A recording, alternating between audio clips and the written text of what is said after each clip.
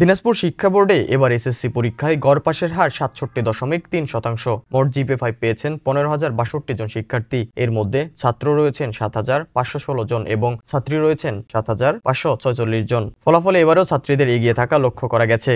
ছাত্রীদের গড় পাশের হার ৬৯.৭৮% এবং ছেলেদের ৬৪.৩৮%। দিনাজপুর বোর্ডের অধীনে এবারে অংশ নেয় ২,৭৮২টি শিক্ষা প্রতিষ্ঠান। এর মধ্যে 10টি স্কুলে কেউই পাশ করতে পারেনি। শতভাগ পাশ করেছে এমন স্কুলের সংখ্যা ৪৮টি। গত বছর বোর্ডের পাশের হার ছিল ৭৮.৪৩%। সে তুলনায় এবারে পাশের হার কমেছে ১১.৪০%। এছাড়া জিপিএ-5 প্রাপ্ত শিক্ষার্থীদের সংখ্যাও কমেছে।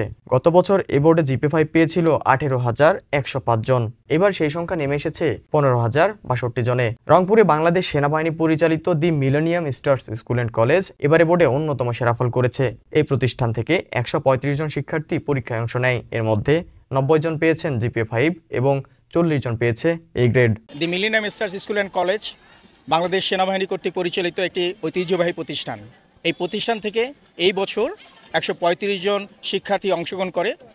তার মধ্যে ৯০ জন শিক্ষার্থী A+ গ্রেড প্রাপ্ত হয়েছে এবং ৪০ জন শিক্ষার্থী A প্রাপ্ত হয়েছে।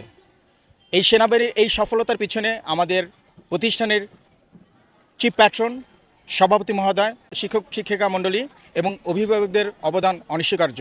আমি তাদেরকে আমার অন্তরের অন্তঃস্থল থেকে ধন্যবাদ জানাচ্ছি।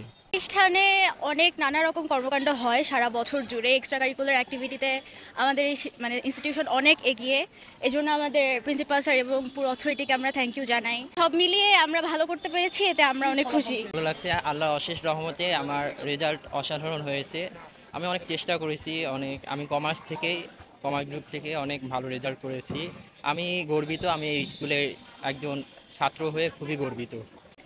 এই এসএসসির প্রিপারেশনটার জন্য আমাদের 2 বছর লেগেছে। এই জন্য এই অনেক বাধা বিপত্তি পেরে আমরা ফাইনালি পরীক্ষাটা দিতে পেরেছি। এই জন্য সকলে অনেক খুশি।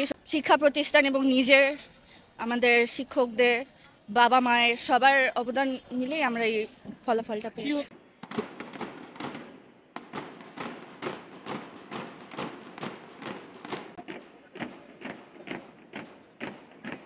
লিজান আহমেদ প্রান্ত, সকালের বাণী, রংপুর।